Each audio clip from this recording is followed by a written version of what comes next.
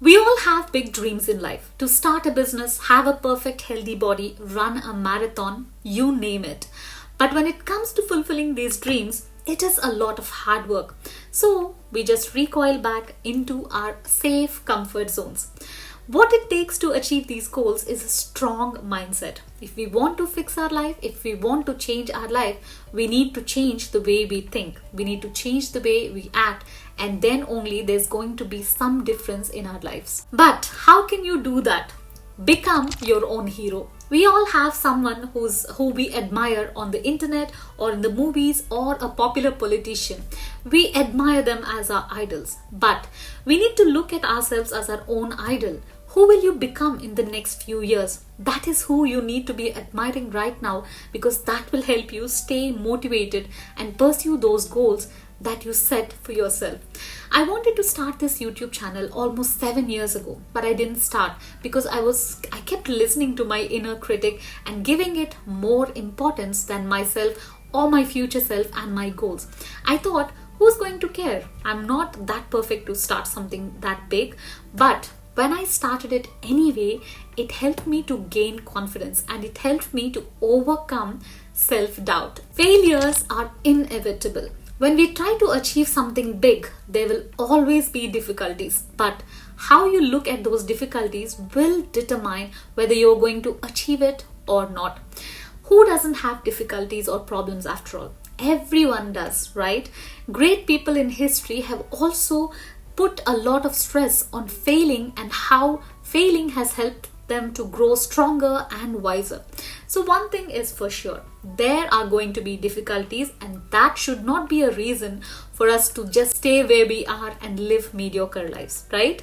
Happiness is the ultimate goal for everyone. Whatever the goal that we want to achieve, whether it's having a dream job or having the perfect body, all of us have one single ultimate goal, and that is happiness. For some people, it comes easily, and for some of us, we need to face a lot of challenges before we achieve our goals. But happiness is the ultimate goal we are aiming for. Have a vision.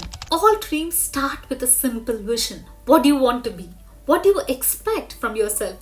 Even if your inner critic or inner negative voice keeps saying the exact opposite things, we need to have a vision. What do you want to be? Have a clear vision and do the actions that are needed to get you there. When you're taking some action always towards your goal, always ask yourself these questions.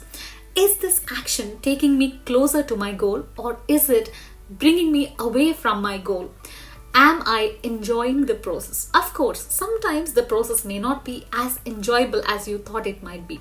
But it is important to ask these questions to evaluate your actions and to stay on the track. Be brave to choose the lesser known path. We need to choose a path that is suitable for us, because all shoes don't fit us, right? And when we blindly follow someone else's path, someone has taken on social media or news or the celebrity's path, when we are trying to imitate someone else's goals and we finally achieve them, sometimes it might not be something which is fulfilling to us. It might not be something we wanted after all. But we prefer taking the more traveled path because it's safer, and no one is going to criticize you if you take the more traveled path. And the fear of being laughed at will make you choose someone else's path. But there is no one size fits for all magic trick when it comes to success. Everyone has their own journey, and you have to find what is yours. Develop confidence. Confidence is not something that everyone has from birth. We need to develop it. We need to cultivate it. And it comes only when we start doing those things that we said we would do in order to achieve our goals. There is no shortcut to becoming confident. We are what we do every day consistently, and that will help us develop confidence. Even achieving our goals does not have shortcuts. We need to take the long and slow route to have long-lasting and fulfilling success. Take complete responsibility of your life. We tend to blame the situations or the people around us or our own inabilities when we fail at something, when we are trying to achieve our goals. But whatever happens, good or bad, we need to take complete responsibility whatever happens. Sometimes in situations like getting bullied or being cheated upon, we are not responsible, but we need to look at the situations as something we can learn from and become stronger. Self-doubt. It will always be there. It will never go away. And even if you have conquered the entire world, it will be with you. Michelangelo, the greatest painter of his time, was faced with a challenge. He was supposed to paint the ceiling of a chapel, and the ceiling was still wet with the plastering, and he was supposed to paint on that. And the first time in his life, even though he was a great painter, when he was exhausted with his task, he said to himself, "I'm not a painter at all." He had self-doubt, even after being one of the greatest in his profession. So, we might have some too. It is time to start getting comfortable with self-doubt. It's not going to go away. When you own your flaws and decide to change them, that will build your confidence. Criticism. To avoid criticism, do nothing, say nothing, be nothing. Albert Hubbard. We tend to give too much importance to what people say about us. We go defensive, we become angry, but this is like drinking poison and expecting the other person to die. So we get triggered by the words of other people in many situations. This might be because of our insecurities, what we believe about us, and we believe that what they said is true about us, and that's why we get triggered. But sometimes they might be saying things just for the sake of saying it without giving it a deep thought. They won't even remember those things after a while, but we might be the ones who keep hanging on to those words. When you find yourself in such situations, ask yourself, is it true?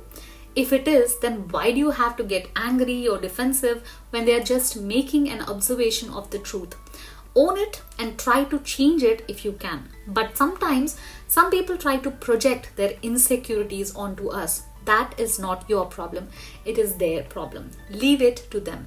So choose how you react to such situations or to such people, and if you can, change it or ignore it. Man with a hammer, everything looks like a nail. When we have insecurities about us, even if someone is saying something just lightly without having any deeper meaning, it might hurt you because of your own insecurities. It is mostly because of our own self-worth, how we look at ourselves, which makes us react how we react. Say no when you want to. According to psychology, we do things we don't want to do because we don't want to hurt people around us.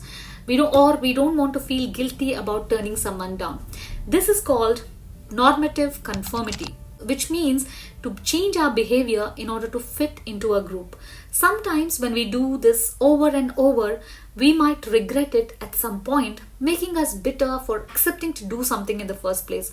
The solution to this is to learn to say no without hurting the other person or having to do something which you don't like. It is better to stay in the discomfort of saying no for a few minutes rather than doing something and staying in the discomfort of doing something which you don't like for longer time. So how can you say no without hurting them? Whenever someone asks you to do something, ask yourself, would you do it if it was on a busy Tuesday morning where you're tightly packed with meetings and your work? This will help you understand whether you're genuinely interested in doing it or not, helping you to decide whether you should go for it or not. And say no without using no. A polite way of saying no is, I'm quite overwhelmed at the moment, but thank you so much for considering me and thinking about me. Or you have to understand that they really don't care. Even if you said no, they wouldn't remember it forever because they get back to their life, they get busy with their work, their problems and stuff, and they get entangled in life.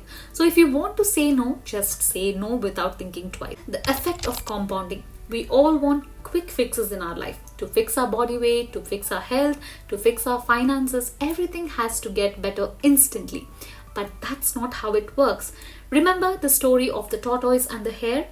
Even though the tortoise was slow, it won the race because it did what it had to do consistently until it reached the finish line. All successful people stress upon the importance of being consistent and the magic of compounding. Warren Buffett says it is the secret to wealth. What you do every day, how you spend your time, whom you spend your time with, all these matter and have a compounding effect on your life.